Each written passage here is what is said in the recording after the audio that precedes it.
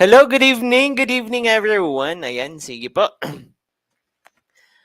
Ayan, good evening, magandang gabi po sa lahat. Ayan, live po ulit si Teacher Seppi and we will have another Prof Ed subject for tonight's coaching. Ayan, hello po. Hello, good evening everyone. Good evening. Ayan, hello po, good evening. Pa-share pa ako ng live natin,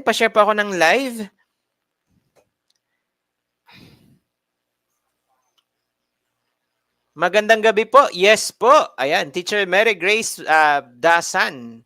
Teacher Alisa Jean Belandres. Ayan. Good evening. Kumusta po?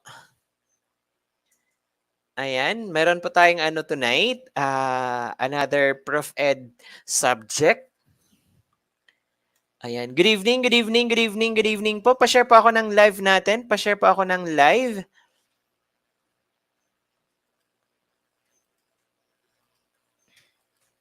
Ayan, yes po, good evening. Yes po, Teacher Rashida P. Teacher Christine May L or Ellie. Teacher Mary Estefany Basa Laura. Ayan. Teacher Jessa. Teacher Jovan Juanilio Young. Teacher Trisha May Ocampo, Teacher Edeline, Teacher Uncle Palini. Ayan, Teacher FJ Paya. Ayan, good evening po, Teacher Missy Badilla Baguio. Ayan. Ayan, sige. Pa-share po ako ng live natin, teachers, para makapag-start na po tayo. And I'm so excited for tonight's topic, teaching profession. Ayan, another Prof Ed session natin. Teacher Alwin, hindi na po ako. I'm not connected with CBRC anymore. Ayan. That was just last January. Ayan. Hello po, good evening. Teacher Xavier Kent Bungkalan. Ayan, or Bungkalan. Pa-share po ako ng live natin, teachers. Pa-share po ako ng live. Hello sa 194 viewers natin dyan. Ayan, good evening po. Good evening. Okay, ayan. Sige. Start tayo in 3 minutes. Ayan, pa-share pa po ako ng live natin. Ayan, maraming salamat po. Maraming salamat. Start tayo at 7:10. Ayan. Good evening po. Good evening.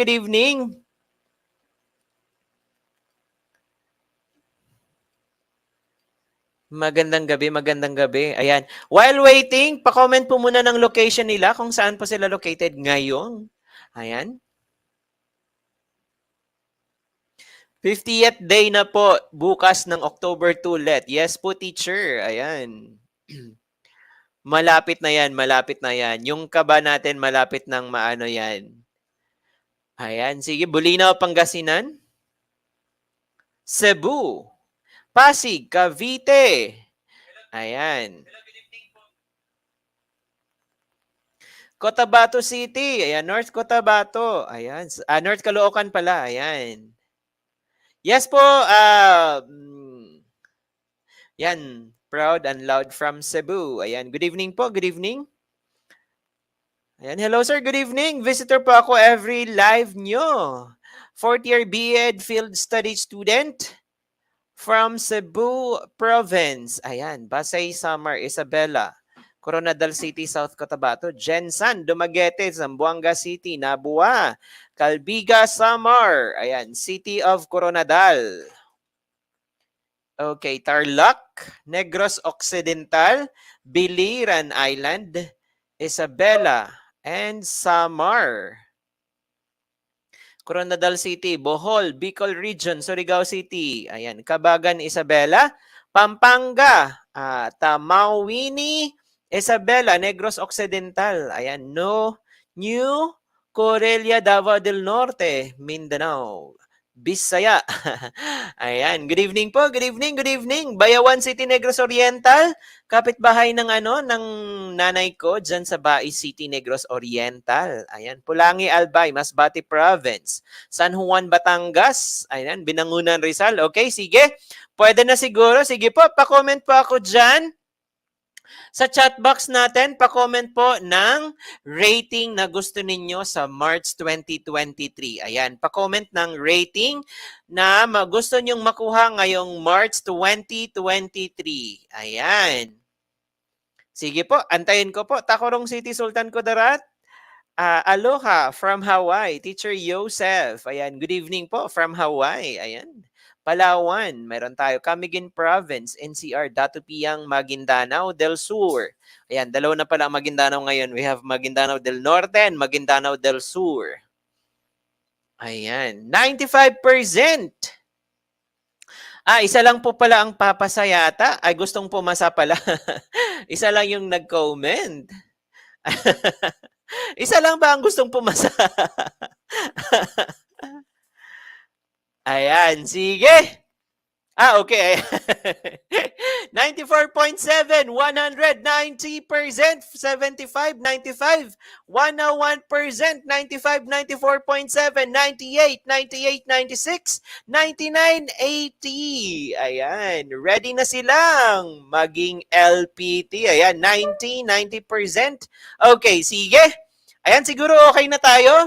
Pwede tayo mag-start and kilala niyo po yung coach natin tonight and he is again here for you for the teaching profession subject sa professional education. And without further ado, ayan, take it away, Coach Peter. Hello po. Good evening. Kayo na po ang bahala sa kanila, Hello. Coach. Yes po, hello po. Magandang gabi po sa ating lahat. Ayan.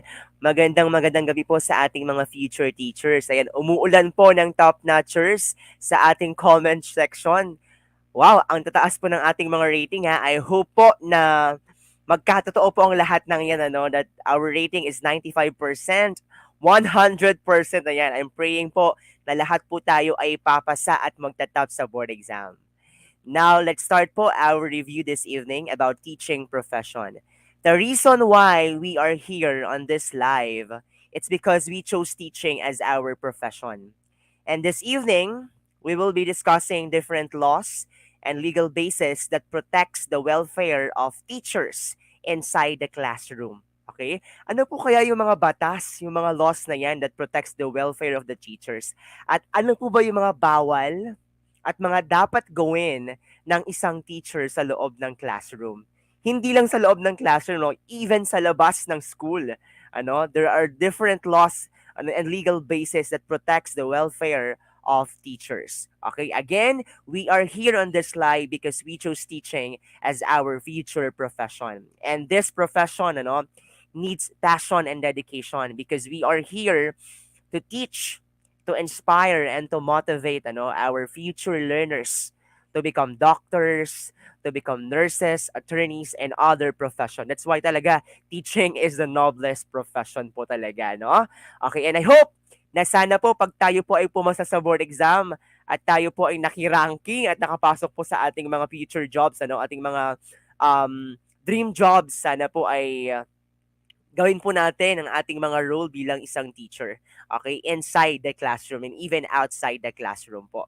Okay? Now, let's start our review this evening with our question number 1.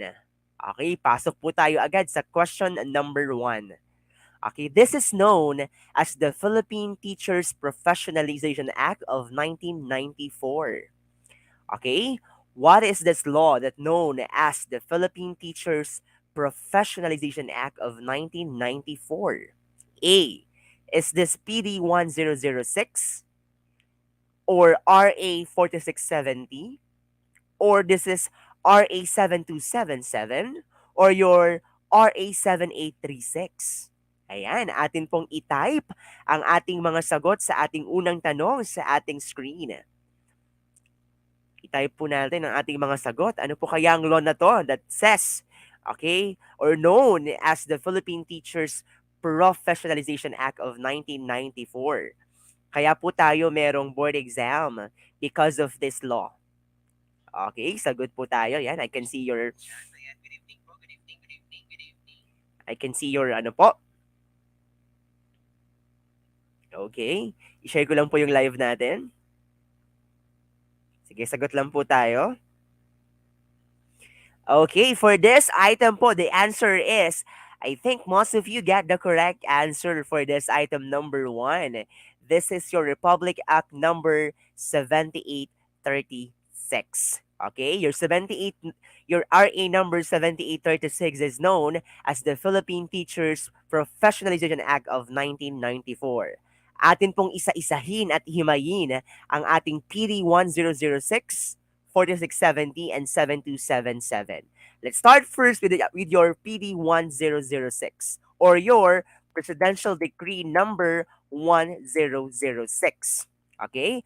This is known as providing for the professionalization of teachers, regulating their practice in the Philippines and for other purposes. At dito po nabuo ang ating PIBET.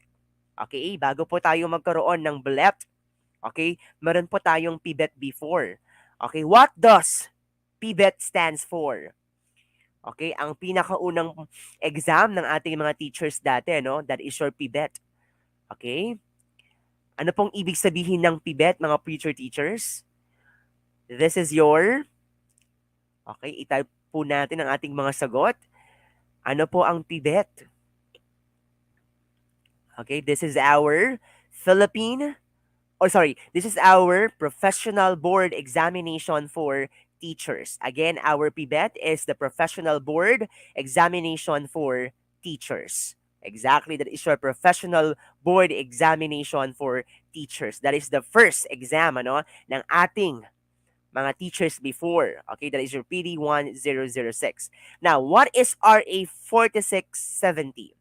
RA 4670 is known as the Magna Carta for Public School Teachers. Okay, this is the Magna Carta for Public School Teachers. And to promote, okay, the purpose of this RA 4670 is to promote and improve the social and economic status of our public school teachers. Okay, their living and working conditions that includes, of course, their terms of employment and career prospects in order that they may compare favorably with existing opportunities in other walks of life. Ibig sabihin, lahat po ng may kinalaman sa pagiging isang guro ay nakapaloob po sa ating RA 4670. Now, ano naman pong ibig sabihin ng RA 7277? Ano naman po kaya ang RA 7277? Okay, itype po natin ang ating mga sagot for Republic Act number 7277. At bakit ba natin kailangang malaman kung ano po ang RA 7277? Okay, if we have Magna Carta for public school teachers, is that the CHED? Is 7277 CHED? Aha. Is 7277 CHED? Yan po ba ang CHED natin, 7277? Aha, aha, aha. Aha, aha. Ayan, parang sumasagot tayo ng CHED. Okay, our RA 7277, this is your Magna Carta for disabled persons. Okay, this is the Magna Carta for disabled person. Hindi po to TESDA at hindi po ito CHED. Please, okay, go back to your CHED and TESDA po. Iba pong RA yun. Okay? This is your Magna Carta for disabled person. Tama po yan. This is person with disability. Okay? Meaning, this law or this act actually provide for the rehabilitation, development, and self-reliance of disabled person and their integration. Now, when we are talking of integration, meaning their integration into regular class. Okay, their mainstreaming in regular classes. And giving also equal opportunity to our learners with exceptionalities, to our learners with special needs. Ibig sabihin, kung ano po yung natatanggap, okay, kung ano po yung mga benefits at mga karapatan na natatanggap ng ating normal individuals, kailangan din pong matanggap at matamasa ng mga learners with disabilities or yung ating mga disabled persons or disabled learners. Okay? There should be an equal opportunity to all in terms of employment, okay, kahit sa private man yan or public sectors, private or public schools, okay, there should be an equal, okay, equal access. Okay, equal access to what? Quality education. Yun po ang ibig sabihin ng RA 7277. Dapat po fair po tayo when it comes to giving, no, equal access to everyone. Okay, that is your RA 7277. Again, your PD 1006. This is our first, yung pivot natin. Our RA 4670, this is our Magna Carta for public school teachers. And our RA 7277, this is your Magna Carta for disabled person. Okay? Ang 7277 po ay for disabled person. Hindi po ito yung CHED, ha? Okay, tama po yan. 7722 po ang CHED natin. Okay, 7 letters for commission. Yun ba yung parang ginagawa nating shortcut? 7 letters for commission. That is your 7722. Okay, that is your CHED. Now, let's talk about this RA 7836, or known as the Act to Strengthen the Regulation and Supervision of the Practice of Teaching in the Philippines and prescribing a licensure examination for teachers and for other purposes. Kanina, binanggit ko po yung PIBET natin or your Professional Board Examination for Teachers. Okay, ito po yung pinakaunang exam natin. Now, nung lumabas po si 7836, diyan po nagawa yung BLEP. Ano naman pong ibig sabihin ng BLEP?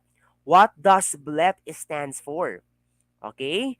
Kung yung PBET po natin is our Professional Board Examination for Teachers, ano naman po ang BLEP? Okay, ano naman po ang BLEP? Ano po ang BLEP natin? Okay, this is your... What is BLEP again, teachers?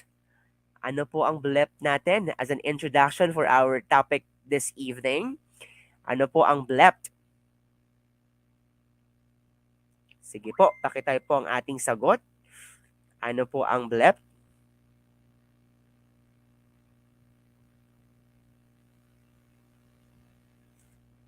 Okay, ano po ang BLEP?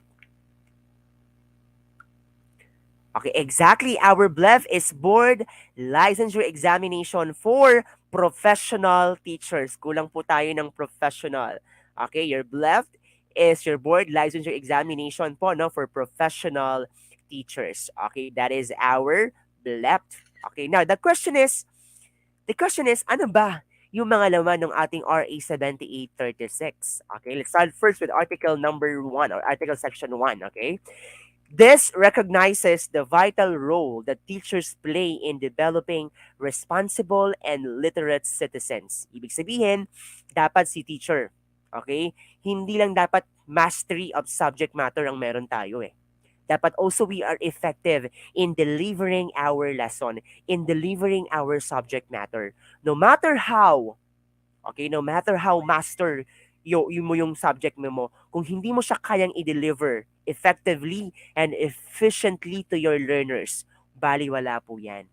Okay? Remember that it's our responsibility to develop and to create literate citizens. Sabi ko kanina, these citizens or these learners will become our attorneys, future doctors, future policemen, and others. Okay? That's your Article 1. Now, when we are talking of teaching, remember, teaching refers to a profession. And this is concerned primarily with classroom instruction. As teacher, no, ano ba yung ating role inside of the 21st century classroom? Our role is to facilitate learning. Our role is to deliver instruction, to deliver quality instruction to our learners. And it is composed of your elementary and secondary levels in accordance with the curriculum prescribed by DEX, or this is our Department of Education, Culture, and Sports. Whether you are teaching as part-time or full-time in private or public schools. Now, we've mentioned here your DEX, yung ating Department of Education, Culture, and Sports. Pero ngayon, hindi na po DEX ang tawag natin dyan. It's only DepEd alone. And si culture po is we have, ano po yung ating um, commission? How do you call it, commission about culture and the arts? Ano po iyon, yung ating Commission about Culture and the Arts? That is your NCCA or the National Commission for Culture and the Arts. At syempre po, humiwalay din po yung ating sports. That's why we have now our PSC or our Philippine Sports Commission. Okay, so ibig sabihin po, naging tatlo na yan. Dati po kasi iisa sila. That is our Department of Education, Culture, and Sports. Pero ngayon, naging tatlo po yan. Okay? Now, our DEX is turned into DepEd because of what legal basis? Okay? Ano po kaya yung law na nagsasabi or naghiwalay doon sa ating DEX to DepEd? Okay? How do you call that law? Again, how do you call that law that turns DEX into DepEd? Okay, how do you call that law or Republic Act that turn DEX into DepEd? How do you call that law po? That turn, exactly, that is our Republic Act number 9155, also known as Governance of Basic Education Act. Again, this is your Governance of Basic Education Act. Now, the question is, what grade levels are included in our basic education? Ano pong mga grade level ang included sa ating basic education? This is according to Republic Act number 10533, also known as the Enhanced Basic Education Act of how do you call this? 2013. Okay? Ano po yung mga grade level na kabilang sa ating basic education? Of course, yes, we have elementary. Okay, we have okay, wait a minute lang po.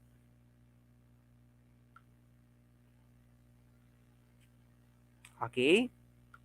We have your elementary. Yes, we have kindergarten. Also, we have secondary. Exactly. We have kindergarten. We have elementary, secondary, your junior high school and senior high school. Also, we have your alternative learning system intended for out of school youths. And also, we have special education. Okay, these are the different grade levels, no, that is included in our basic education.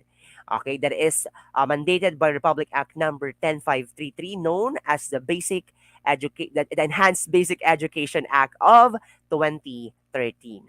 Okay, now, how do you call this law, no, that says or nagtalaga po sa ating NCAA? This is your Republic Act number 7356. Again, your RA number 7356. This is your National Commission for Culture and the Arts. And your Republic Act number 6847. This is your Philippine Sports Commission. Okay, I'll repeat. Your RA 9155. This is your DEX to DepEd or your Governance of Basic Education Act. Also, we have your RA 7356. This is your NCCA or the National Commission for Culture and the Arts. And also, we have your RA 6847. This is your Philippine Sports Commission. Okay? That is our yun po yung ating pinaghiwa-hiwalay na DEX ngayon. Okay? Now, sino nga ba ang mga teachers sa loob ng RA 7836 na ito? Now, it refers to all persons engaged in teaching at elementary and secondary levels. So lahat po ng teachers who are teaching in elementary and secondary level are considered to be teachers under 7836. Whether they're teaching in how do you call this, in full-time or part-time basis. Okay? Now, sino nga ba yung mga teachers na yan? There are industrial arts teachers, also pwede, vocational teachers, and other persons performing supervisory and administrative functions in all schools in the aforesaid levels and qualified to practice teaching, no, under this act. Yan po yung ating mga teachers. So if you are a preschool teacher, ikaw ay elementary teacher, okay, ikaw po ay how do you call this? Ikaw ay isang junior high school teacher, senior high school teacher, no? Ikaw po ay kabilang sa 7836. Now, ano ba yung pinagkaiba po ng ating pibet and blep natin? Doon po kasi sa pibet natin, ano, iisa lang po ang exam ng elementary and secondary. So, ibig sabihin, walang majorship, iisa lang po yung exam nila. But now, in our BLEP, ano, we have separated exam for elementary and secondary, including their specialization. Okay? That's why, yun po yung pinagkaiba ng ating PIBET at saka ng ating BLEP. But still, ano, ikaw man po ba ay pasado ng PIBET natin before and ng BLEP ngayon, you are also have the license to teach, ano, here in the Philippines. Okay? Now, we have this board. It refers to the Board for Professional Teachers, duly established and constituted under this act. Ang passing rate po natin for this exam is 75%. Okay, that is your 75%. Now, how do you call this commission no, na nagmamandate or nagkakonduct ng ating examination? This is our PRC or our Professional Regulation Commission. Ito po ay lumalabas sa board exam. Okay? Ang Professional Regulation Commission is a commission or an agency here in the Philippines that conducts, okay, that conducts the examination for professionals. Okay, for professionals, that is your PRC. Okay, now, let's move on to Article 2.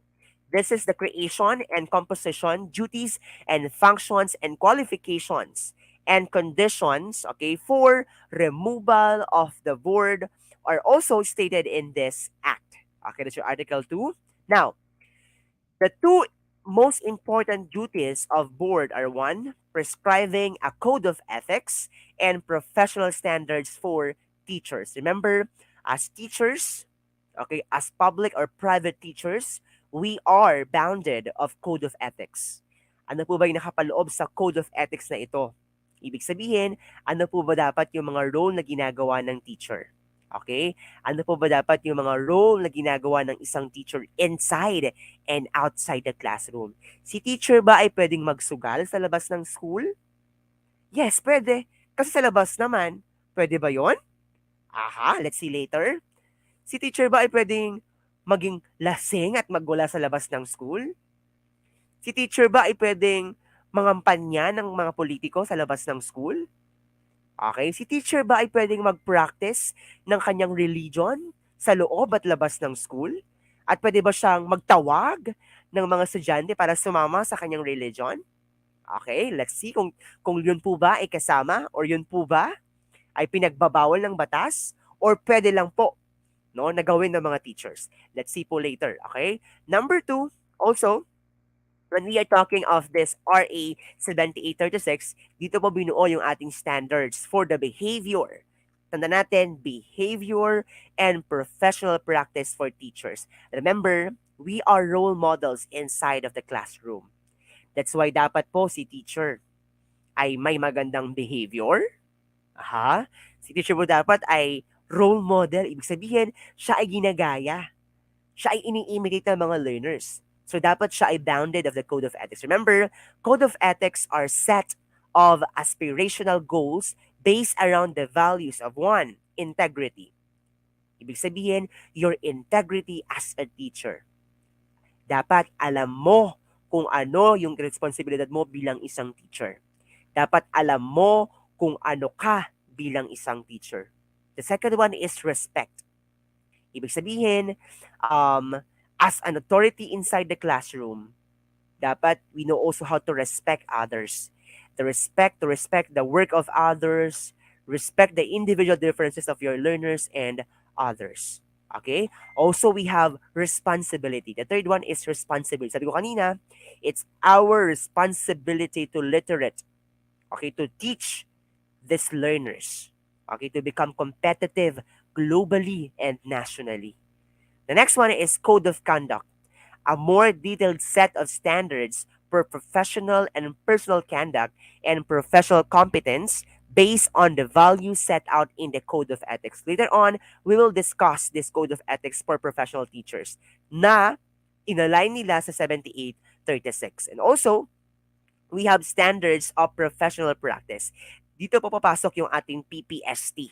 Okay? Meaning, a set of standards which apply to all registered teachers, okay, that articulate what all teachers know and be able to do inside the classroom. Ibig sabihin, your mastery of your content knowledge, your learning environment, assessment and reporting, linkages, professional development, and others. Lahat po yun ay kasama sa ating standards of professional practice.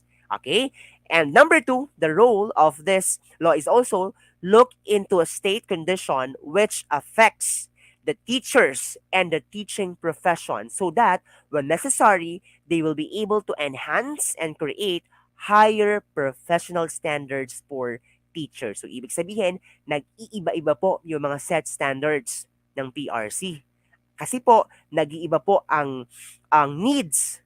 Okay? Ang needs po ng ating society. That's why we have to become responsive and relevant also to the needs of the society.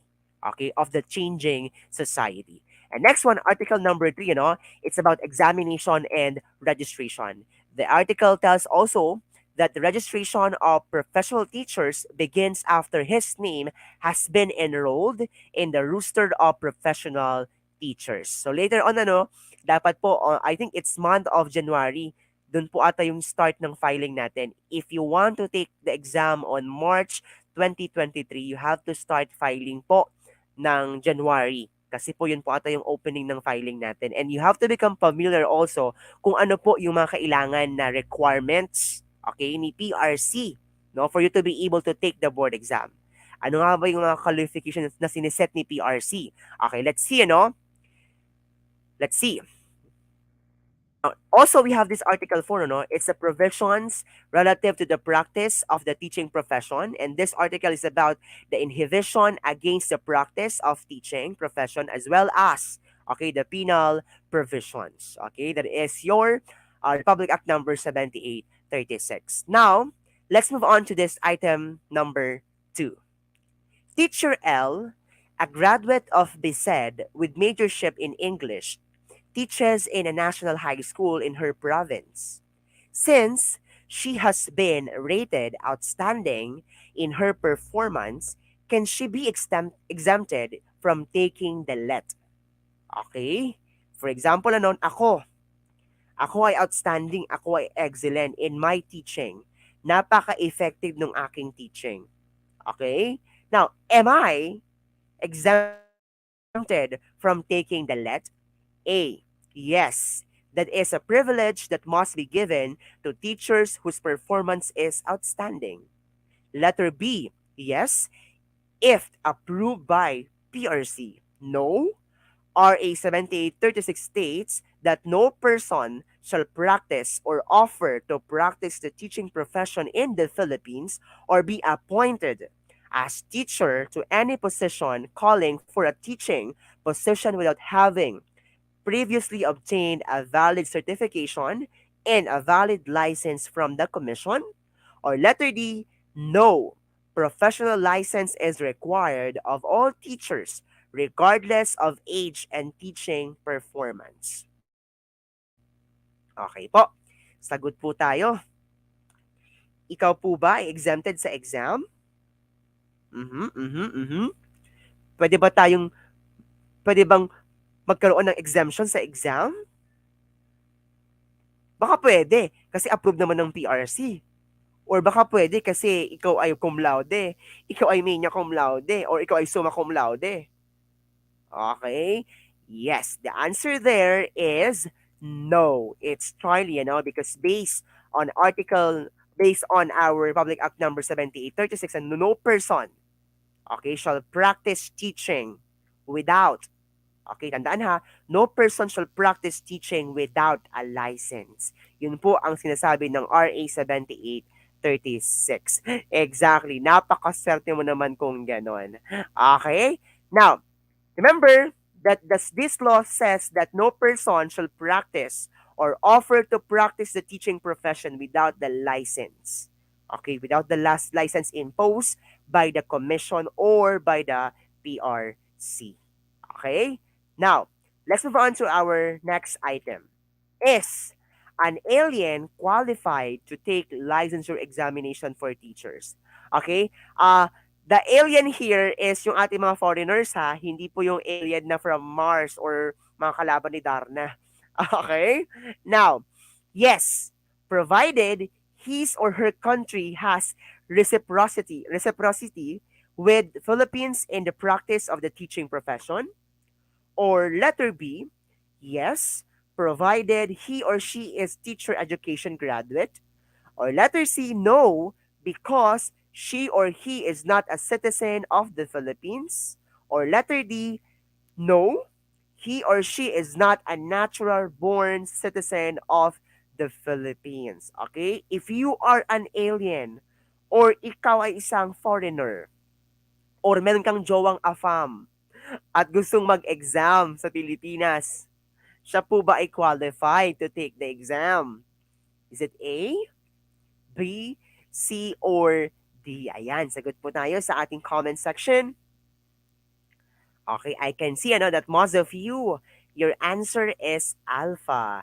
Exactly, tama po yan, Sir Marco, because of the word reciprocity. Okay, or reciprocal. Now, the correct answer for this item is letter A. Tandaan po natin na allowed pong mag-take or qualified pong mag-take ang mga alien takers natin or yung ating mga foreigners to take exam if, okay, meron po tayong relationship na binuo with the country. Ibig sabihin, it's a pantay. Okay, pwedeng mag-take yung mga Pilipino also on their country and also yung sa country na yon ay pwede silang mag-take din sa ating country. That is the meaning of reciprocity. Okay, now, sino nga po ba yung mga qualified, okay, na mag-take ng exam?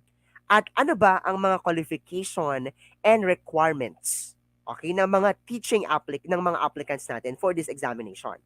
Now, are you allowed to take the exam if you are, for example ikaw ay isang graduate ng let us say, you are BSIT graduate. Pwede ka po bang mag-take ng exam kung ikaw ay isang BSIT graduate or ikaw ay isang BSHM graduate or ikaw ay isang BAELS graduate or BS Polsci or BS Legma? Ikaw po ba ay pwedeng mag-take ng exam? Yes or no? Kung yes, why? Kung no, why also? Okay, for example, hindi education ang iyong tinapos, pero gusto mong mag-take ng exam, anong gagawin mo? Exactly. Very good, Sir Rolly.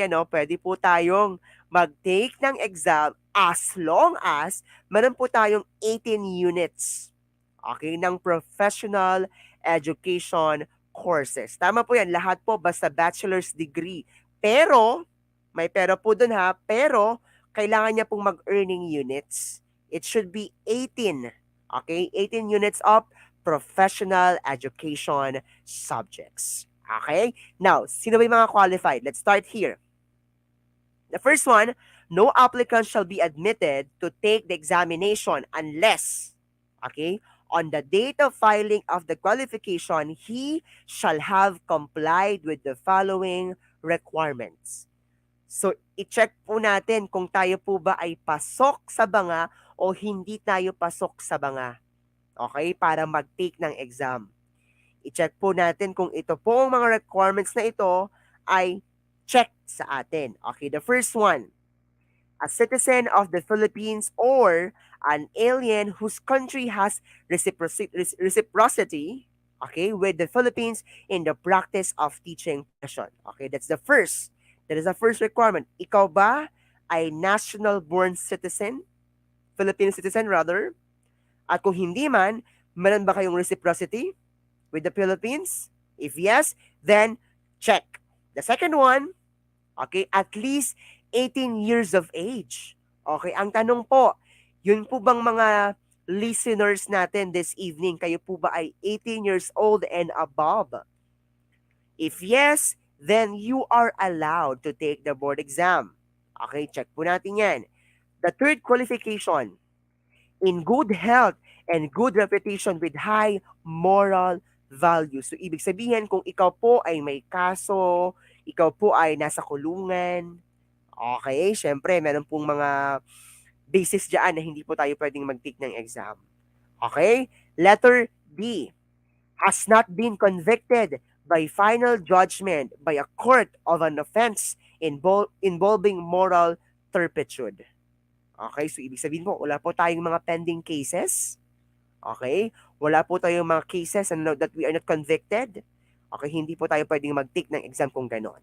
Okay, and letter E, a graduate of school. Okay, remember ha, a graduate of school, college, or university recognized by the government, meaning it is recognized by the Commission on Higher Education. They have certificate, okay, and they are accredited and allowed, no, to have these courses and possesses the minimum educational qualifications. So, ibig sabihin, kung ikaw po ay graduate sa isang university, sa isang school, sa isang college, okay, you have to think kung yan ba ay inallowed ng Commission on Higher Education to operate. Okay? And the next one, dapat po pasado sila sa minimum educational qualifications such as 1. For teachers in preschool, a bachelor's degree in early childhood education or BSED or its equivalent. So, ibig sabihin, if you want to take exam in preschool, dapat po BSED program meron tayo. Okay? Or Bachelor in Education in Childhood Education. That's your BSED. Okay? Number 2, for teachers in the elementary grades, a bachelor's degree in elementary education or its equivalent.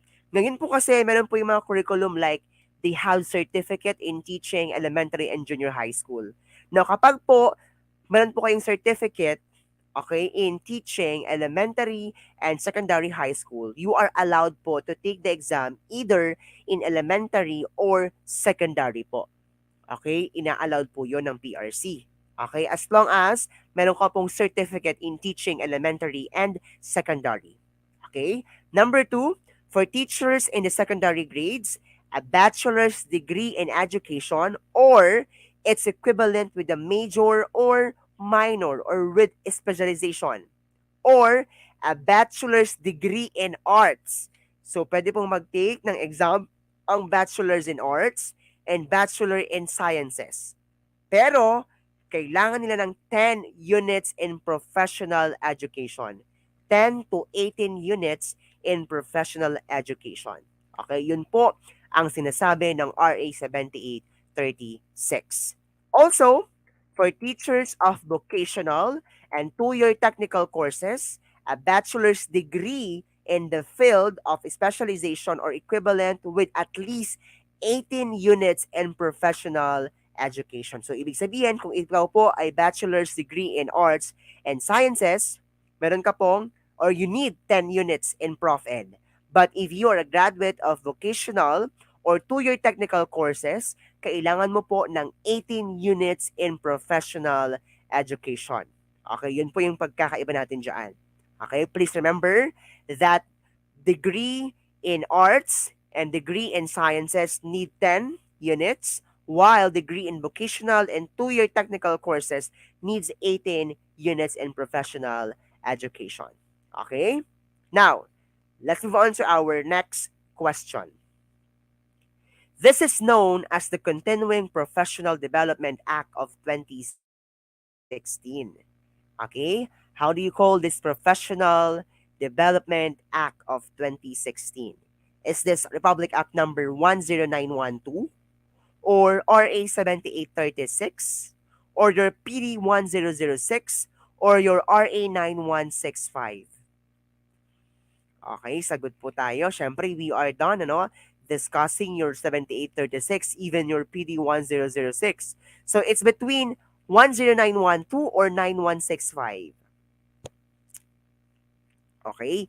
Saan po kaya dito ang ating CPD law? Okay, sagot po tayo. Saan po kaya ang ating CPD law sa ating mga choices? CPD law, CPD law. Okay, our CPD law. Our CPD law.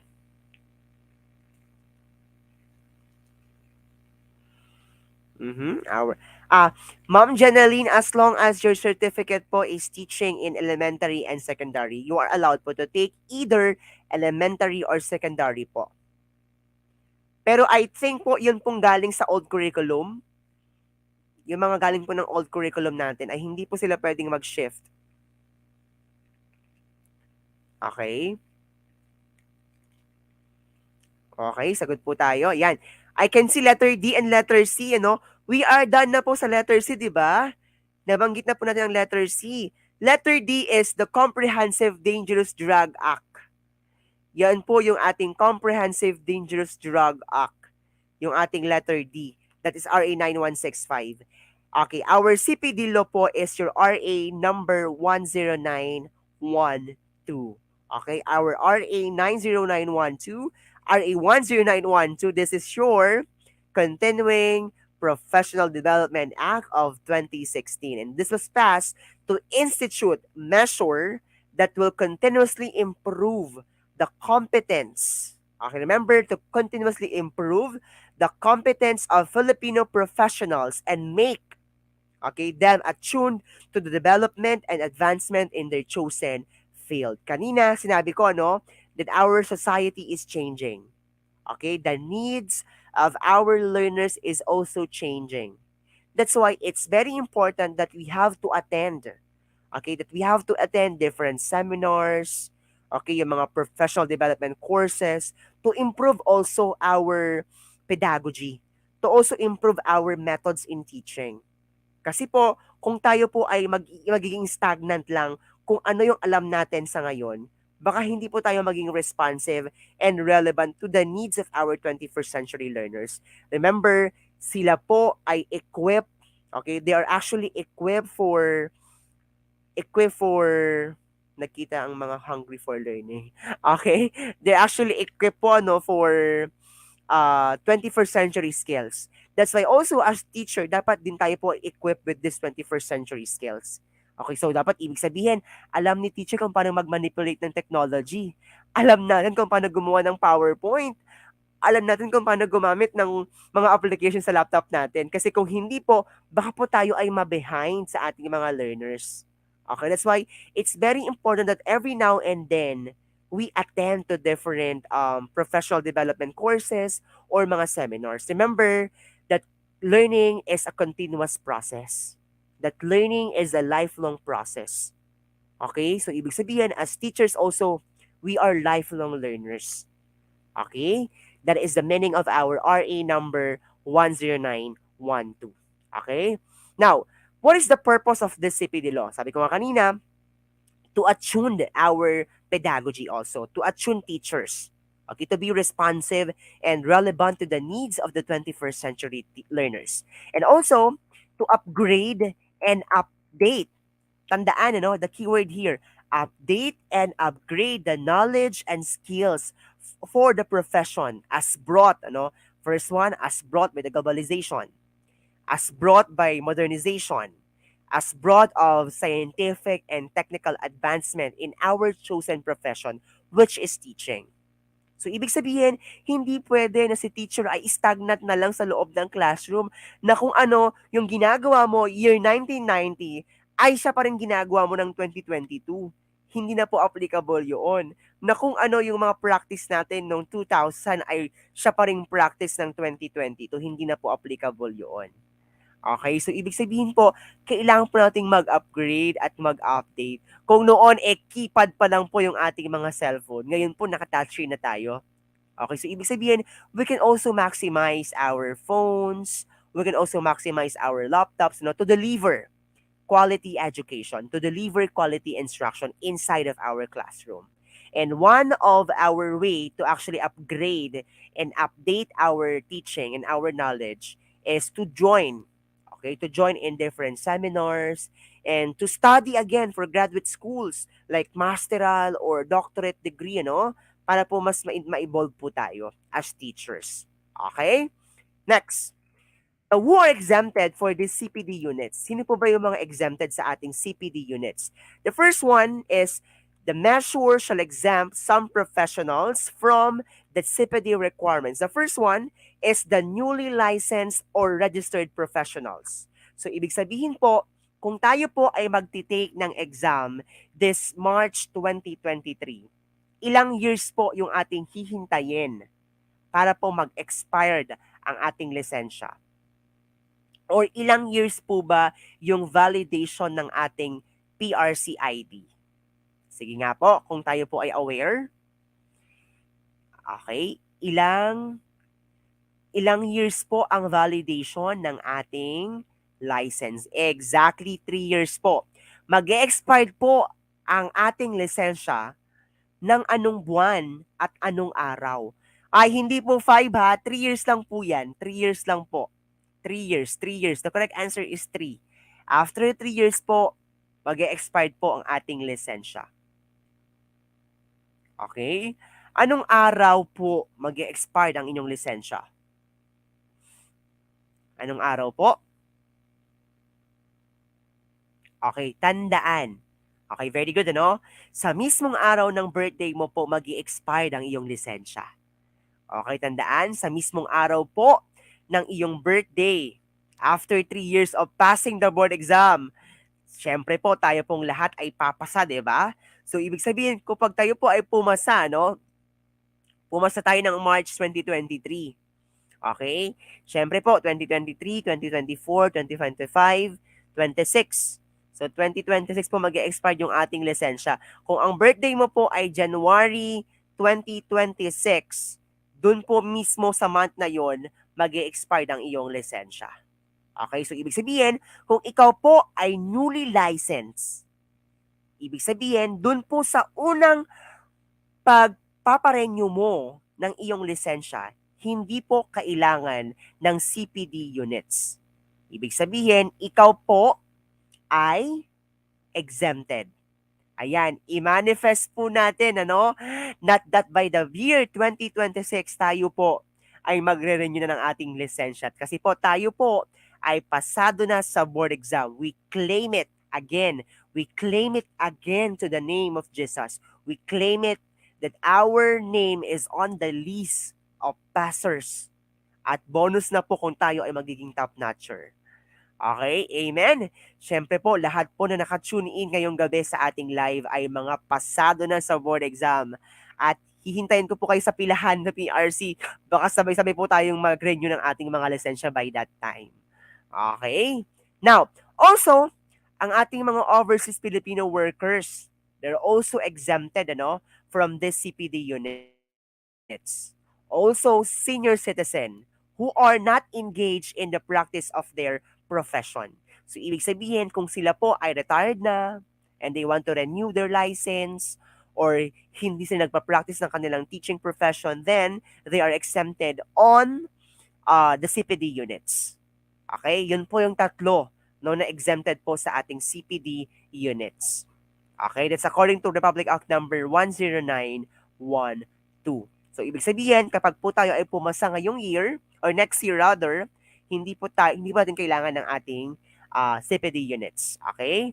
Now, according to PRC, Revised Guidelines for Continuing Professional Development, Resolution number 2013-774, every professional teacher is required proof of blank continuing professional development units for renewal of professional identification card every 3 years.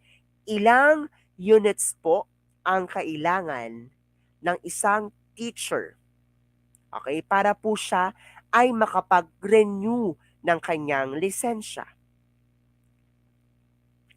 Excuse me po no sa mga hindi Catholic pala kanina. I'm so sorry. Medyo naging insensitive po ako sa part na yon. I'm so sorry po. So, yan. Parang merong bumabati sa kanilang mga ano. Sige, I'm sorry with that. Okay? Sige po. I forgot that we have friends pala from Mindanao.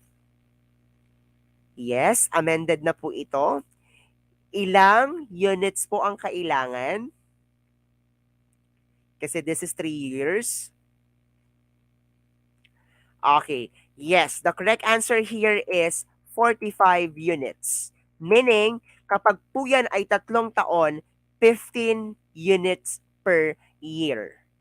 Okay? Meaning, you need 15 units per year para po makompleto mo yung 45 in 3 years. Okay? So, ibig sabihin, for you to be able to renew your license once it has been expired, you need 45 units.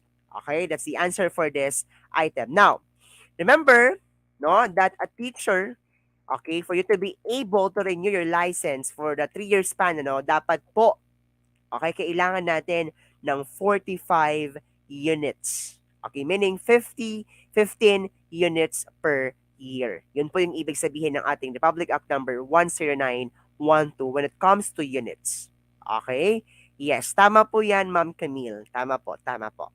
Okay, now, which of this can Professor Santos do to uphold the highest possible standard of education? Okay? If you are Professor Santos, ano ang gagawin mo? A.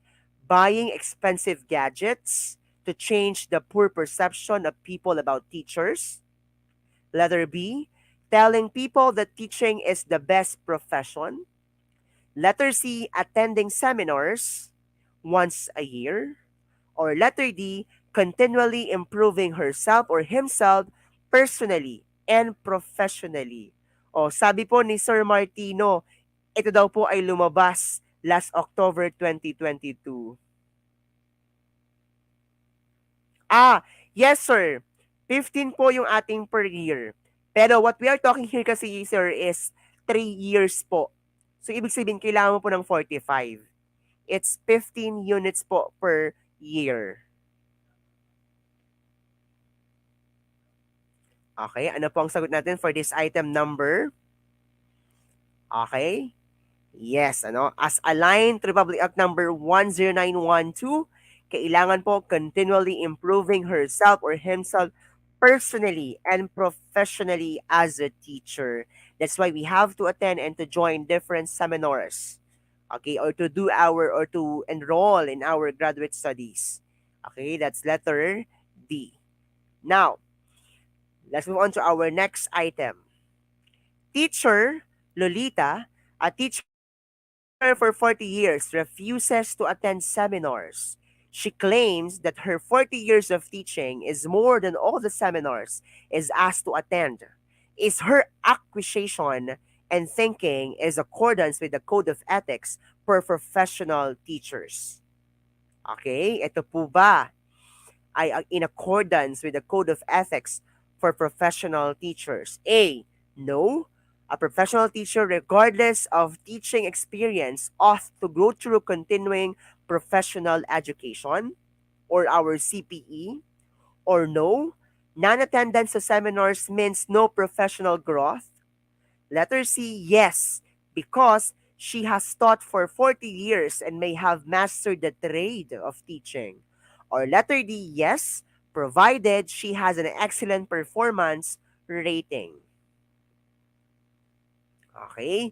Sige, teachers, sagot po tayo sa ating comment section.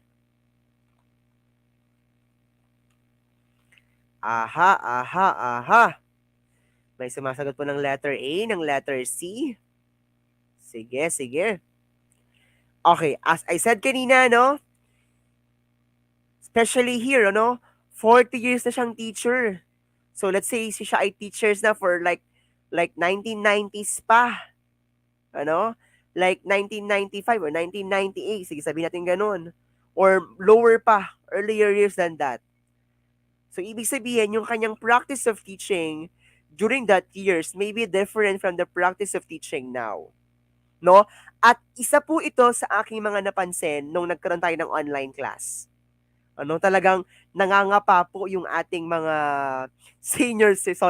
yung ating mga senior citizen na mga co-teachers, especially on our part, ano, sila po ay nangangapa sa paggamit ng technology. They don't know how to enter their emails. They're having difficulty to use the Google Classroom or Google Meet or the Zoom. Ano, they have difficulty on that eh. That's why talagang kailangan po talagang mag-join, especially kapag po yan ay technical, about technology, about scientific kailangan po talagang mag-attend. Kasi po para po ma-upgrade tayo at para po tayo maging aware. Okay, exactly po, no? Especially, sir, especially now that our teachers is 21st century learners. Napaka-techy po ng mga yan. They're actually Generation Z. Okay? They belong to Generation Z, no? Talagang napaka-techy, napaka-advanced sa kanilang pag-iisip. And sometimes, mas aware pa sila eh. Mas alam pa nila kung ano yung konsepto because ang daming sources ng knowledge. It's a one click away. Kasi before, you need to go to library for you to be able to check the concept. Ngayon po kasi, they're going to type na lang sa laptop nila or sa phones nila, then, pak, lalabas agad ang concept, lalabas agad ang knowledge or ang information. Okay, that's why we have information boom in the internet. Okay? So what's the answer po? May sumasagot po ng letter B. No seminars means no professional growth. Tama naman po si letter B. Pero, mas the best po si letter A. Okay, so the answer for this question, okay, this is letter A. Meaning, regardless of your teaching experience, kahit ikaw pa ay nagtuturo, okay, for about 50 years or habang buhay ka na nagtuturo, still you need to go through continuing professional education. Okay, exactly po. Tandaan po natin, sa Prof Ed, if you're going to take the exam, you have to choose the best answer. Pwede po kasi na si letter B ay pasok sa umbrella ni letter A. Okay? Now, let's move on to this. What does teachers or persons in authority imply? How do you call yourself as an authority inside the classroom? A. Teachers cannot be charged. B. Teachers teachers can assault a teacher, or no person can assault a teacher, or teachers have immunity from arrest, or decisions made by teachers are deemed right.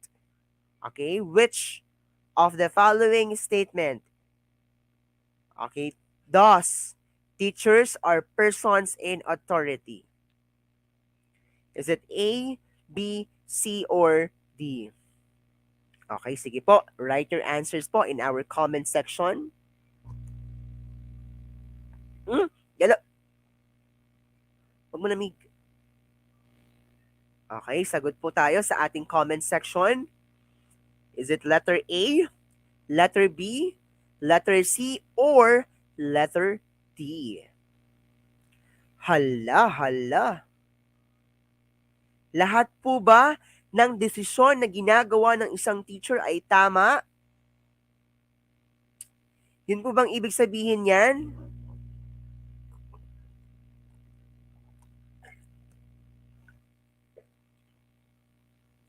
Aha, aha.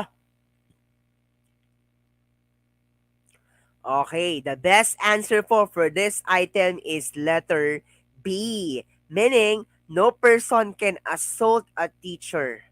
Wala pong pwedeng mang-insulto, wala pong pwedeng manlait, mang-discriminate sa isang teacher sa loob ng classroom at kahit sa labas pa rin ng classroom. Because that's how our authority imply as a teacher.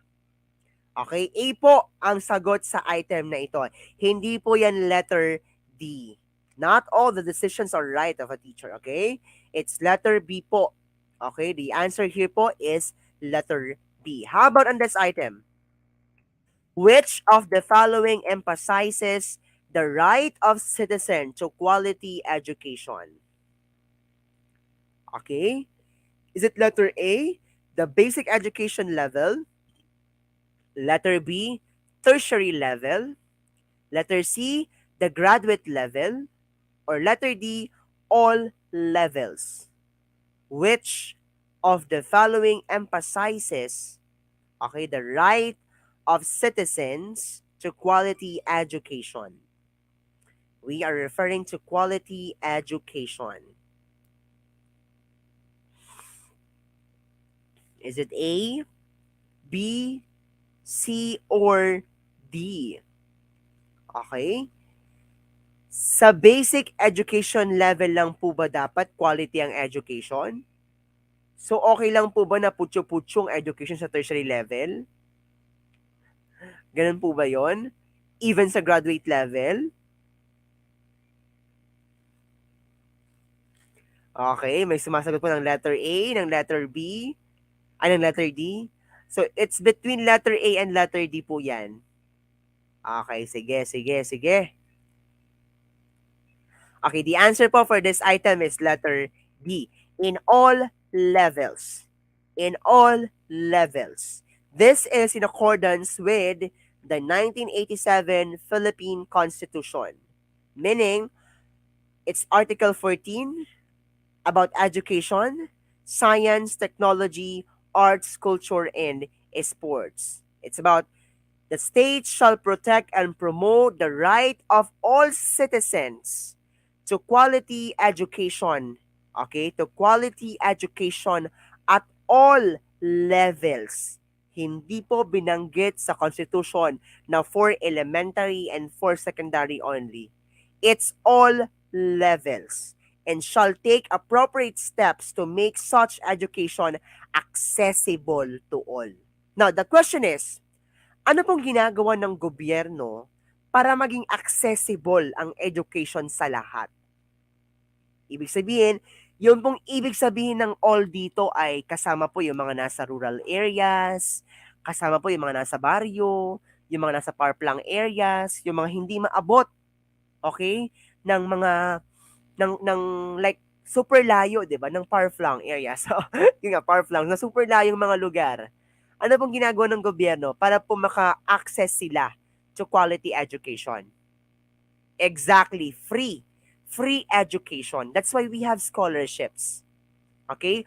We have scholarships. We have programs na binibigay po ng DepEd, na binibigay po ng CHED, at na binibigay po ng kahit anumang private or public organizations. Okay? That caters to pre-education for all. Tandaan po natin, ano, ngayon, libre na po ang pag-aaral. Okay? Wala pong binabayaran sa public schools. Ang ginagawa mo na lang po dyan, ang ginagawa mo lang bilang estudyante ay mag-aral. Okay? Mag-aral na lang. Yan na lang yung ginagawa ng isang estudyante. Okay? Inside the classroom. Also, included dyan yung all. Meaning, no age requirement. Okay? No sex, no gender, no cultural background, social status, or kahit ano pa mang condition ang meron ka, hindi ka exempted. You are, okay, you are qualified to access quality education. It's for everyone and this is free. Kahit po sa college level, di ba? Libre na po ang pag-aaral. Sometimes there are schools, ang binabayaran na lang is only 50 pesos or such as like miscellaneous fee. Even private schools, we have TES, we have DOST. Ano, meron tayong mga scholars from mayor, from governor, or kung sino pa man yan. Okay, they give us scholarship. That's why libre na po ang mag-aral ngayon. Okay? So, ibig sabihin, it's your responsibility as a student na lang na mag-aral ng mabuti. Okay? That's according to our constitution. Okay, now, next question. Who among the following characterizes a professional teacher? Okay, tama po. Tama po yan, Ma'am Jodel Patawig. Even though I am studying, I'm pursuing my master's degree before, ano, I can still not avail. I can still like, parang ako po ay qualified to have bro-ed. Yung aming bro Rodito, yun ba yun? Bro, yung Boji Rodito scholarship. I think I have, or nakakuha po ng 5,000 per semester sa, ano po, sa amin. Sa aming mga graduate study. Even you're taking your JD, Juris Doctor or Law, or you're taking medicine, you can also have scholarship. I think it's 10,000 naman po. Yan, para po sa mga taga Isabela. I'm also from Isabela po. Hello po sa inyong lahat. Ayan. I'm also a broad scholar. Okay? Now, who among the following teachers who among the following characterizes a professional teacher? A. an education graduate who receive honors. B, a teacher who has taught for at least 6 years. C, a teacher who has attended national seminars on teaching. Or D, a teacher who qualifies for a permanent position under Republic Act number 4670. Sige po. Sino po ba ang qualified? Okay na maging teacher. Mhm. Sige po, sagot po tayo.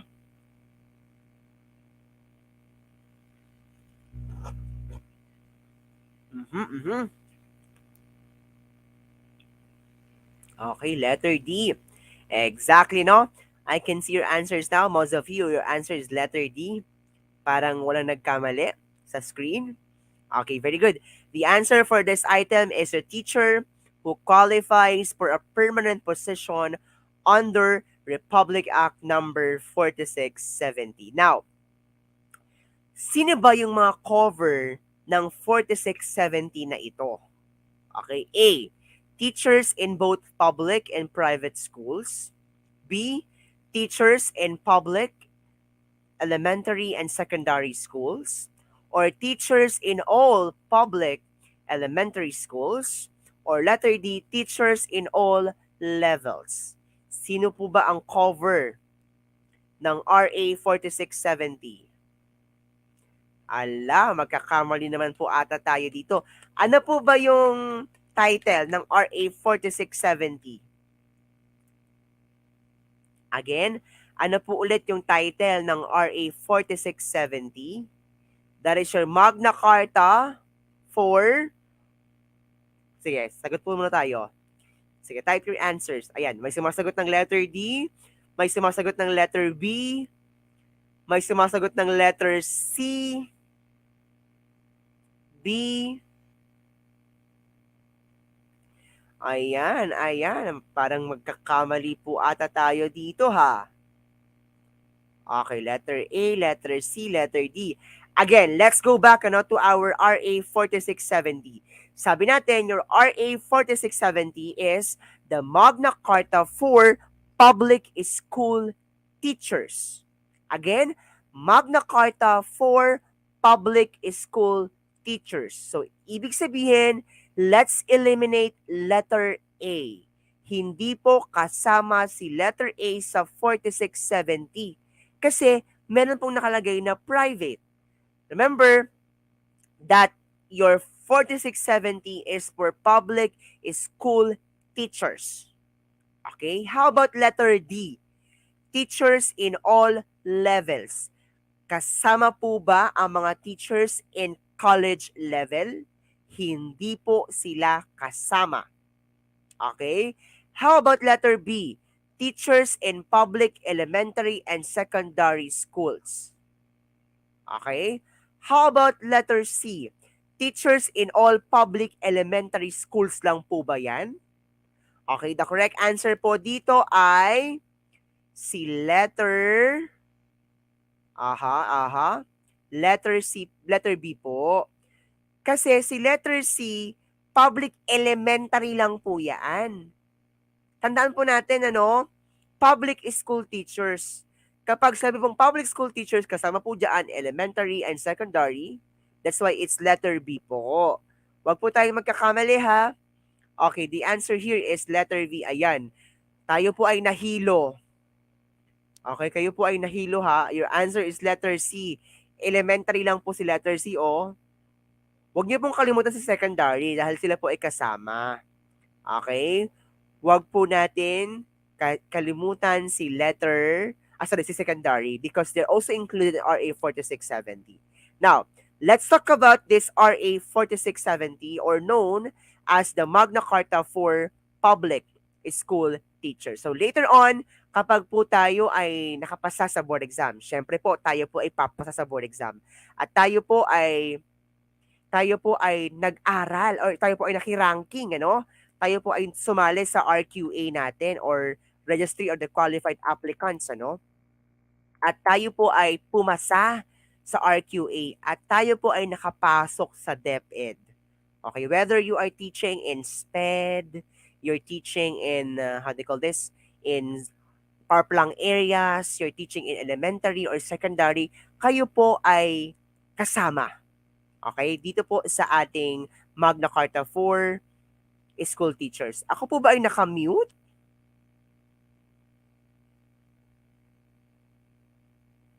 Ako po ba ay nakamute?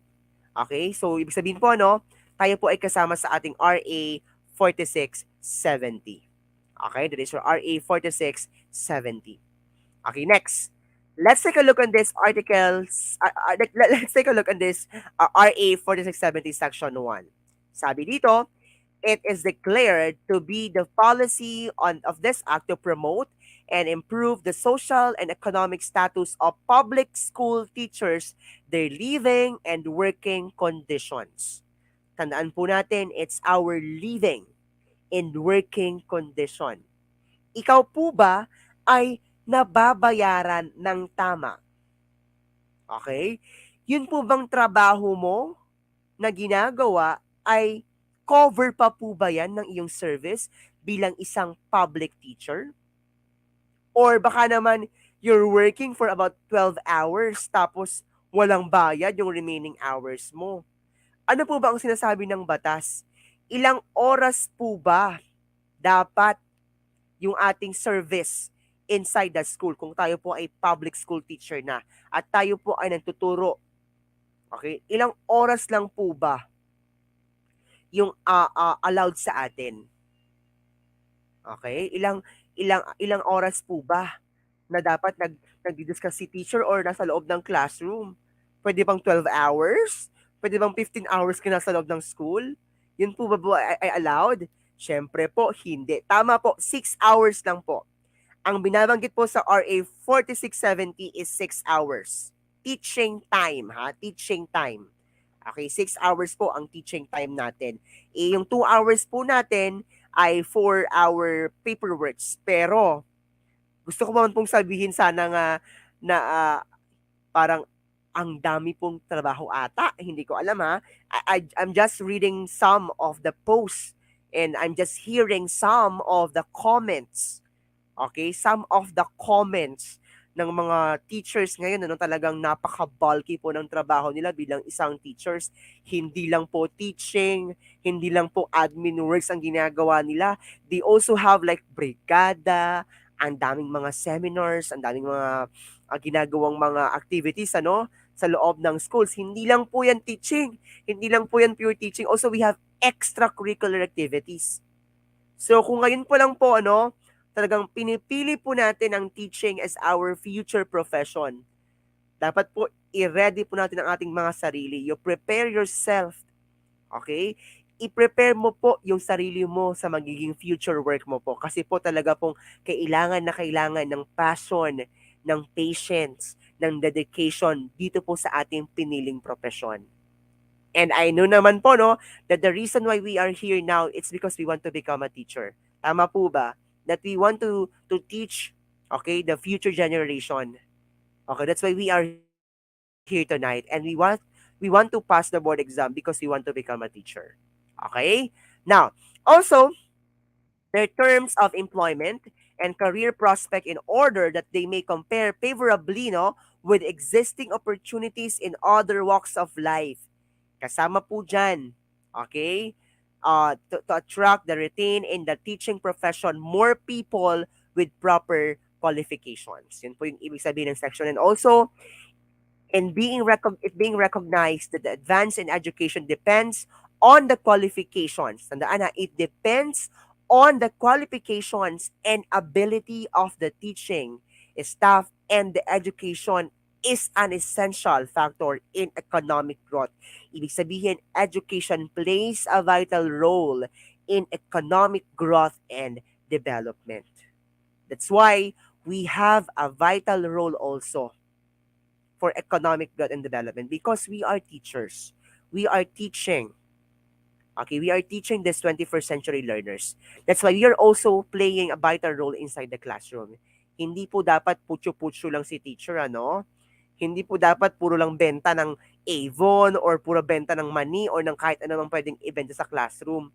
Okay, hindi po yun parte ng ating responsibility bilang isang teacher ha. Tayo po ay teacher sa loob ng classroom and our main purpose is to deliver quality instruction inside of the classroom. Okay? Now, which of the following are termed as teacher? Under RA 4670, sino po ang mga tinatawag na guro o teacher? A. Industrial art or vocational teachers. B. Ay 2. All other persons performing supervisory and or administrative functions in all schools. 3. Full-time and part-time basis in elementary or secondary schools. What's the answer po? Is it A, B, C, or D? Okay? Sagot po tayo. Sagot po tayo. Tama po yung mga binabanggit nyo, no, na 6 to 8 hours po yung mga binibigay na work sa atin or yung ating like yung ating working hours inside the school. It should be 6 to 8 hours. 6 hours for teaching, for instruction, and the 2 hours is allotted for admin work. Pero sabi ko nga po kanina, talaga pong kailangan pong mag-extend ng mga teachers because we have a lot of works to do inside the school. Hindi lang po yan tungkol sa instruction, hindi lang po yan tungkol sa admin work, others. Okay, marami pa pong mga ibang work aside from that. And of course, dahil tayo po ay sumumpa at nag-oath po tayo na we give our full service in the Department of Education, then we have to perform also our extracurricular activities. Okay, yung po mga work that is included on that. Okay, at hindi po tayo pwedeng laging maghindi at laging magreklamo. Okay, so the answer po for this item is letter D. Very good po. That is your 1, 2, and 3. Okay, next question. Kung kanina, no, we have mentioned that your industrial art and vocational teachers are termed as teacher, whether you are teaching in full-time, part-time basis, either in elementary or secondary, ikaw po ay kasama. Even though you are a principal or you're performing an administrative function, you are termed as a teacher. Ikaw po ay tinatawag na isang guro. Okay, but the question is, who among the following, okay, in the category of non-academic personnel as provided for under Education Act of 1982. Sino po dito yung hindi tinatawag? Ay, who among the following is in the category of non-academic personnel? Hindi po sila kasama sa academic, hindi po sila kasama sa non-academic personnel. Okay. Is that the guidance counselor? Is that your school principal, your school nurse, or school librarian? Okay, which of the following is under the category of non-academic personnel? Sino po sa mga ito ang non-academic personnel? Okay, is it counselor, principal, nurses, or librarian? Remember, no, even though we are teachers, okay, even though we are teachers, we also play a role as a guidance counselor. We play a role as loco parentis or the second parents of our students. Mhm. Oh, sabi ni Ma'am German, I know if your mom or sir. Sabi ni Vince, Sir German Vince daw. Nurse daw kasi nasa quiz daw nila yan. Okay, tama po. Ang answer po for this item is school nurses. School nurses, okay, is included in the category of non-academic personnel. Okay, so ibig sabihin po, guidance counselor, school principal, and librarian is under academic personnel. Okay, sila po ay mga staff natin including in your academic personnel. Now, the question is, who are the teachers? Okay, sino nga po ba yung mga pwedeng tawaging teachers?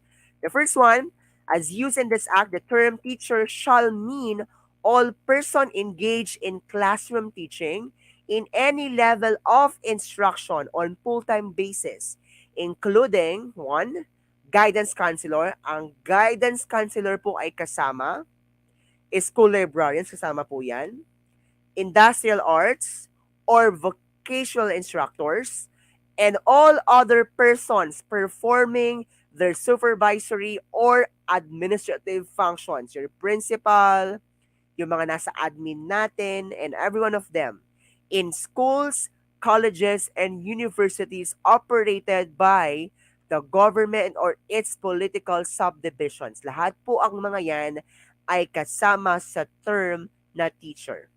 Now, sino po, okay, yung hindi kasama as a teacher?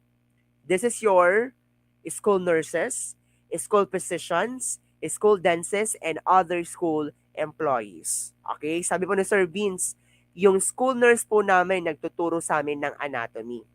Allowed po silang magturo kung meron pong shortage ng teacher sa school. Especially kung yung school po ninyo ay located sa far-flung areas, especially din po sa mga private schools, ano, kahit po mga librarian, kahit po mga nurses or mga accountants sa school, they also teach po. Okay? Sila po ay nagtuturo. Okay? Sila po ay nagtuturo. Okay? Next. Let's move on to our next question. Who are covered by RA 4670? Kanina po, no? Okay na po to. No, teachers in public elementary and secondary school. Sila po yung covered ng ating RA 4670. Okay? Now, the recruitment and qualification, okay, of these teachers. Remember, recruitment policy with respect to the selection and appointment of teachers shall be clearly defined by the Department of Education, provided, however, that effective upon the approval of this act, note the following shall constitute the minimum educational qualifications for teacher applicants. Okay, 1. For teachers in the kindergarten and elementary grades, bachelor's in degree in elementary, okay, ito po yung ating binabag kanina. Secondary schools, major and minor. Okay na po ito. We are done with this. Naulit lang po siya. Okay, next question. What appointment can be given to a teacher who possesses the minimum qualifications but lacks the appropriate civil service eligibility? Mhm. Kasama po sila. Sa term na teacher, kasama po ang librarian according to RA 4670. Kasama po ang mga librarian, okay? Under RA 4670 on the term teacher. They are included. That is based on RA 4670 po. Okay? Now, what appointment can be given to a teacher who possesses the minimum qualification but lacks appropriate civil service eligibility? Sorry, medyo redundant yung appropriate. Okay, for example ako, pasado ako sa lahat ng qualification. But, okay, wala akong civil service eligibility. Or, yan, may sumasagot ng letter C, provisional daw, May sumasagot ng letter D, substitute. May sumasagot ng contractual basis at ng permanent. Permanent po ba yun? Siyempre hindi. So, let's remove permanent here. It's either contract of service or COS. It's either you are provisional or it's either you are substitute. Sige. I will recall po yung ating librarian. I will recall po. And then I will tell it to you next discussion. Baka po ako yung mali. Okay? I will recall po kung kasama po ang librarian doon sa ating RA 4670. I will recall po next. Let's recall po RA 4670. Sige. Ngayon na lang. Let's see po. Let me search po. Give me time. Who are the teachers under RA 4670.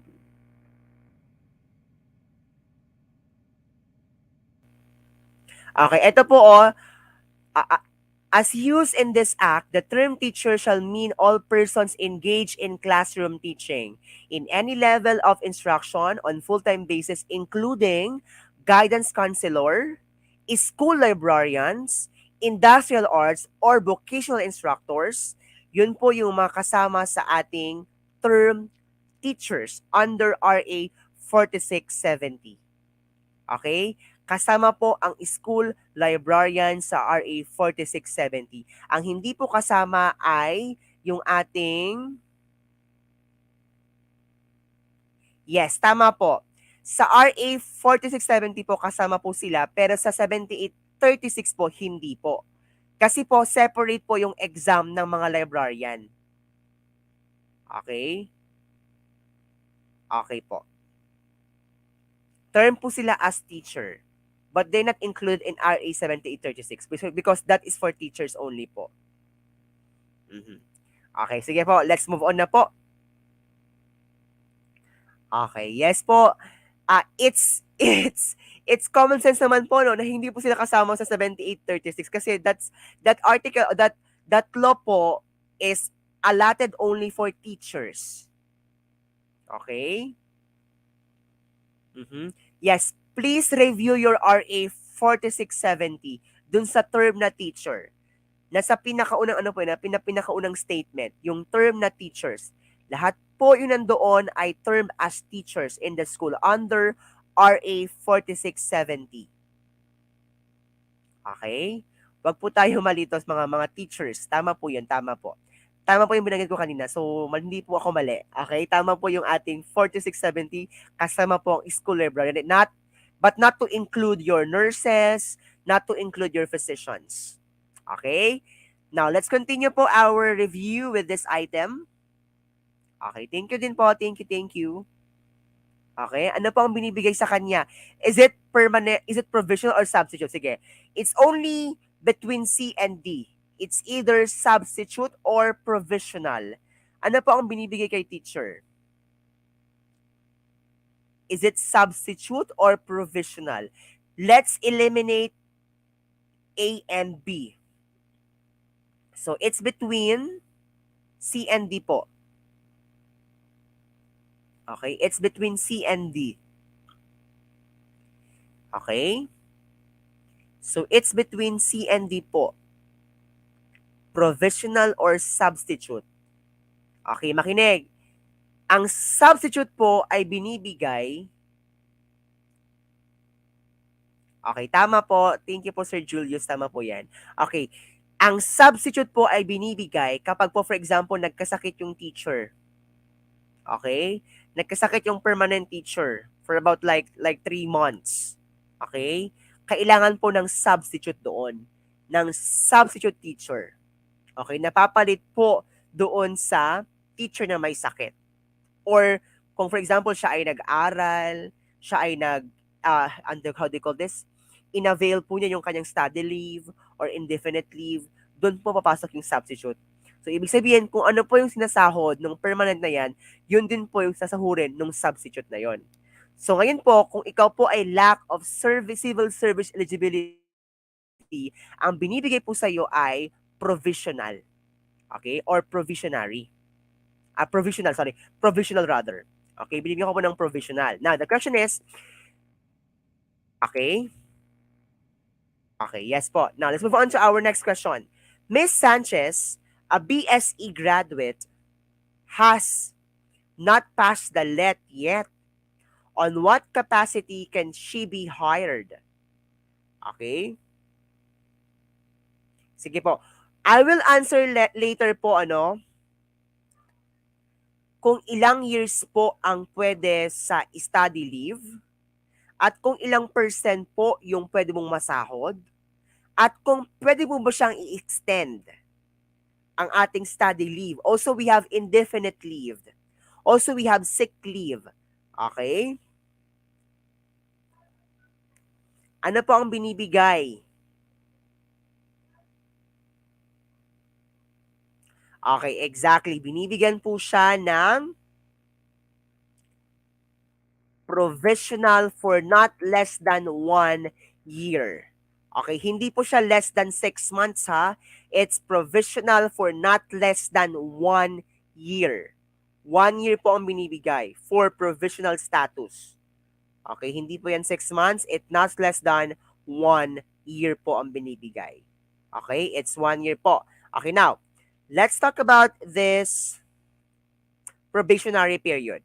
Okay, under Section 4 po, okay, this is under Section 4 of Republic Act number 4670. Okay, remember, no probationary period preceding regular appointment shall be imposed if the teacher possesses the appropriate civil service eligibility. Ibig sabihin, you are a passer. Okay? Hindi pa binibigyan ng probationary period ang isang passer. Unless kung siya po ay nakapasok sa RQA at may item po sa school, then siya po ay mabibigyan ng permanent status. Okay? And such person shall be appointed on a provisional status and shall undergo a period of probation for not less than 1 year. Okay? After the date of his provisional appointment. So, ibig sabihin, meron ka pong not less than 1 year as a probation. Okay, yun po yung status mo. Now, the tenure of office. Remember, stability on employment and security of tenure shall be assured the teachers as provided under this law.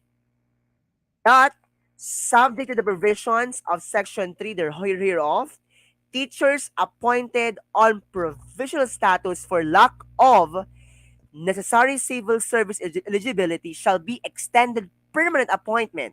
So, ibig sabihin po, pwede pong mabigyan ng permanent appointment. Okay? Na position ang isang teacher if siya ay nag-render ng at least 10 years of continuous service that is efficient and feeble service in the position. Ibig sabihin, merong malaking contribution si teacher, siya ay effective at efficient, siya ay faithful, siya ay loyal. So, ibig sabihin, siya po ay pwedeng mabigyan ng permanent position. Given that siya ay may 10 taon ng service or continuous service as a probationary. Okay? As a provisional teacher po. Okay? Hindi po. Hindi po binibigyan ng provisional appointment ang let passer. Kasi po, meron na po siyang eligibility. Binibigyan po ng provisional appointment yung mga wala pong eligibility. Ibig sabihin, hindi po sila passer. So kung for example, gusto mo magturo, pero wala kang eligibility, then they give you provisional appointment. It's either they give you time to pass the exam for about 1 year. Okay, yun po yung ibig sabihin nun. Okay? So kung ikaw po ay meron ng eligibility, then pwede ka na pong mag-apply for permanent position. Pwede ka mabigyan ng item kung meron siyang, kung merong vacant item po or plantilla dun sa school. That's the meaning of that. Okay? Now, let's talk about your married teachers. The question is this. Ang mag-asawa po ba ay pwedeng magturo sa iisang school or sa iisang locality? I'll repeat the question. For example, ako ay may asawa. Kami ay kasal for about 5 years na. Pwede ba kaming magturo sa iisang school? Are we allowed to teach in one school or one locality? Okay. Iba naman po ang para-teachers. Iba naman po ang case ng para-teacher, sir. Ang case naman po ng para-teacher ay yung may board rating ng 70 to 74. Yun naman po ang case ng para-teachers. Okay? May sumasagot ng yes, may sumasagot ng no. O for example, parehas kayo ng asawa mo na parehas kayong teacher. Hindi lang kabet ha. Hindi po kasama ang kabet dito. Charing. Again, hindi po pwedeng gumawa ng misconduct ang teacher. isa na dyan ang pagiging kabit. Yun po ay misbehavior, misconduct po yun.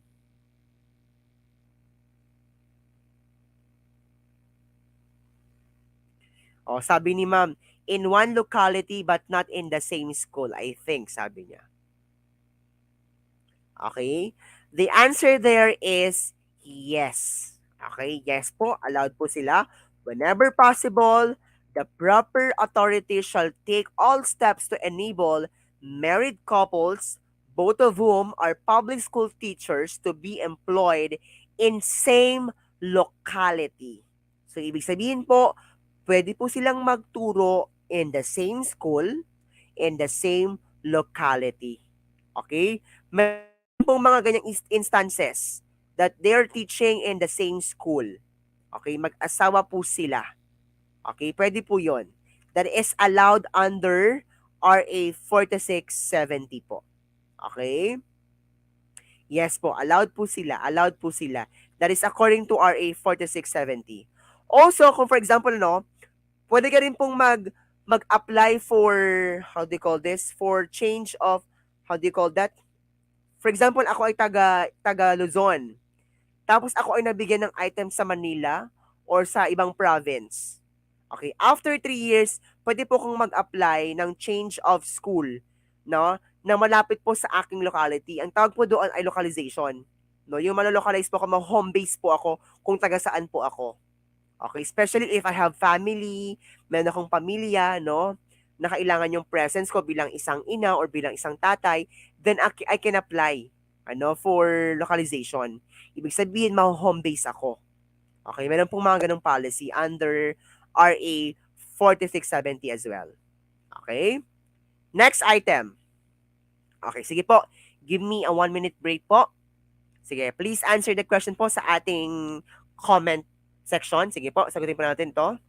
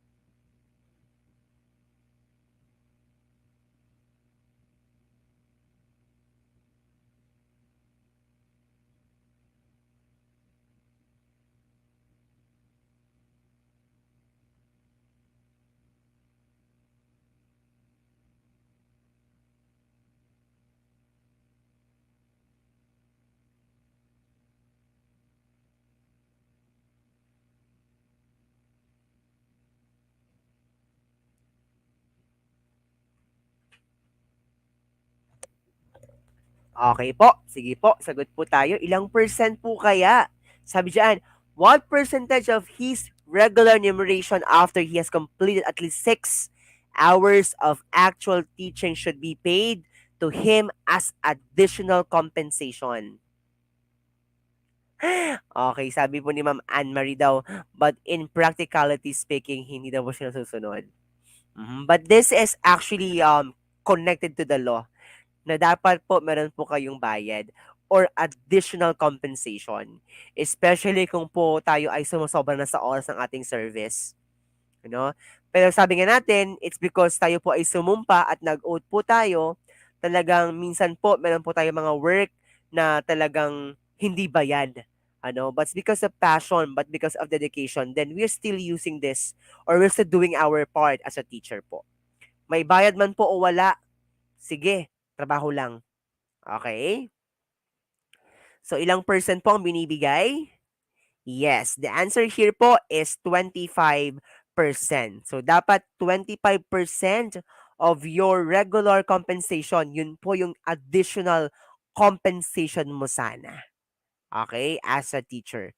Yes po, the answer po for this item is 25%. Tama po tayo, no? 25% po ang ating additional payment. Okay, let's talk about this teaching hours. We mentioned earlier that our teaching hours should be 6 to 8 hours po, no? Remember, any teacher engaged in actual classroom instruction shall not be, tandaan, shall not be required to render more than 6 hours of actual classroom teaching a day. So, ibig sabihin, we only have 6 hours po for our classroom instruction. And which shall be so scheduled as given him time for the preparation and correction of exercises and other work in the incidental to his normal teaching duty. So, ibig sabihin that 8 hours, your 6 hours is allotted for classroom instruction or for teaching, and the 2 hours is allotted for your admin work, for checking the activities, doing your IMs, and others. O, sabi ni Sir Gilbert, ako ay magtatrabaho ng lampas sa tinakdang oras kung kinakailangan ng kawani ng gobyerno. Wow! Very passionate, very dedicated. Let's see, sir, kung hanggang sa 10 years pa rin ba ay masasabi mo pa rin 'yan? O let's see. Okay? Another, no, provided however that where the exigencies of the service so require, any teacher may be required to render more than 6 hours. Okay, you can render, ha? You can render more than 6 hours, but not exceeding 8 hours of classroom teaching instruction. Okay, but upon payment of additional compensation of 25% of his basic pay or basic salary. Ano po ba ang basic salary ngayon ng teacher 1? Is it salary grade 12 or 11? Okay, so ibig sabihin 20% of that. I think it's 26,000 eh. So ibig sabihin 25% of that 26,000 dapat. Okay, yung binibigay sa'yo. Okay? Yun po yung nakasaad sa ating article, sa ating um, Republic Act number 4670 under section 13 about teaching hours. Okay? About teaching hours. Now, let's move on to our section 14 about additional compensation. Sino nga po ba yung may mga additional compensation?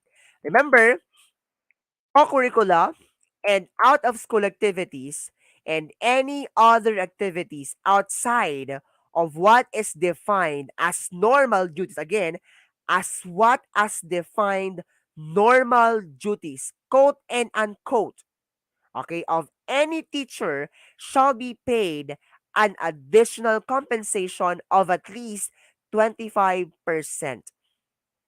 But, sabi nyo kanina, practically speaking, hindi ito nasusunod. But, in the exam, in our board exam, kailangan pong sundin si 25%. Kung ang hinahanap ng exam ay itong tanong na ito, you should answer 25%. Remember, in exam, we have to follow kung ano po yung binabanggit ng mga legal basis natin ng ating mga laws. Okay? Do not create your own law. That's the meaning of it. Okay? So, ibig sabihin, you are, okay, you are compensated for about 25%. Okay? Next. Yan. Nabanggit ni Sir Vince, ano? Special hardship allowance. Sino po ba ang um, allowed na magkaroon ng special hardship allowance? Are all teachers allowed to have this special hardship allowance? Yes or no? If yes and no, why? And who is allowed, okay, to have special hardship allowances? Sino po yung mga allowed lang na mabigyan ng hardship allowances? Okay, sige po. Sino po yung mga allowed lang na mabigyan ng hardship allowances?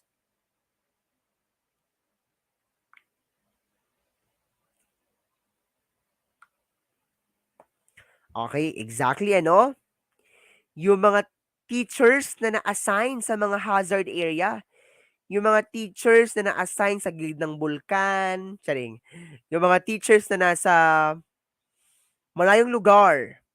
Okay, remote areas, exactly. Sila po yung mga pwedeng bigyan ng hardship allowance. Remember, in areas in which teachers are exposed to hardship, such as, number one, ito po yung mga qualifications. One, difficulty in commuting to the place of work or other hazard peculiar to the place of employment as determined by the Secretary of Education, they shall be compensated a special hardship allowance equivalent also 25% of their monthly allowance. Exactly. Yun po mga nasa ARMM. Okay? Yung nasa mga Muslim regions, yung nandun sa mga part na yon, sila po yung binibigyan ng hardship allowance. Okay? Now, let's move on to our question. Teacher B has been in active service for 10 years. When he decided to pursue higher studies under RA 4670, what kind of leave of absence can he avail of? Okay? I think we're down to last two items for this evening.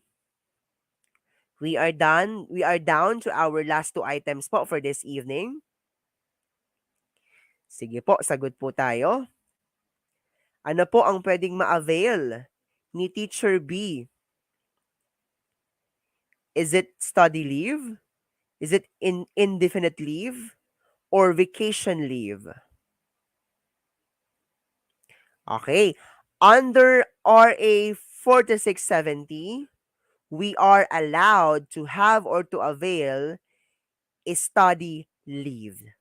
Okay, ano ba yung question? One school only po bang allowed na may sweldo? Anong one school? Is it one school or one school year? If your answer po is one school year, then the answer is yes po. Okay?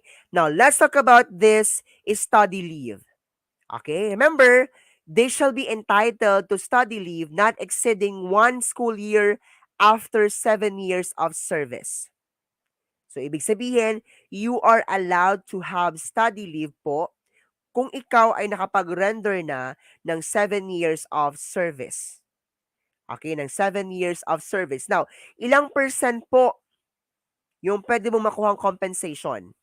It is at least 60%. Okay, at least 60% po, no? 60% of your monthly salary po yung pwede mong matanggap. And, remember, okay, remember, no teacher shall be allowed to accumulate more than 1 year study leave unless he needs an additional semester to finish his thesis for a graduate study in education or allied courses. The question is, bayad pa rin po ba kapag po siya ay nag-extend dun sa 1 year? The question is, kayo po rin po ba ay bayad kung ikaw ay mag-extend? Okay? The answer po is no. Okay? Hindi na po siya bayad. So, ibig sabihin, you are only capable or allowed to only have 1 year study leave lang po. Okay? Nabayad po siya ng 60%. And this is the last item po for our session this evening. I hope that you learned something this evening po, no? And let's see again to our next session for teaching profession kung meron pa po. Okay, thank you so much po. Ayan, thank you so Exactly. much, Coach. Sige po. Yes po. Pwede pong Thank you. ma-extend. Ayan. Thank you so much, Coach. And see you sa next session natin. Ayan, maraming salamat po sa pag-share ng expertise niyo sa field na ito. Maraming salamat po. God bless po, Thank you Coach. See po. you sa next session po natin. Thank you po. Thank you po. Okay. Ayan, okay? Ayan, sa mga ano po, ayan, sa mga gustong humabol po sa ano natin, sa ngayong weekend po, sa coaching natin ng civil service and Proof and Gen Ed with Coach Joshua. Ayan, sige po. PM nyo po ako para ma-send natin yung details kung paano sumali ha. Ayan, si Coach Joshua will be coaching this Saturday and Sunday all the way from Brisbane, Australia. Ayan. Thank you so much. God bless everyone. Ayan, good night po. Good night. See you tomorrow for another session with Teacher Seppi. Ayan, maraming salamat po ulit. Ayan. Yes po, welcome po, welcome po. Ayan, see you tomorrow. God bless.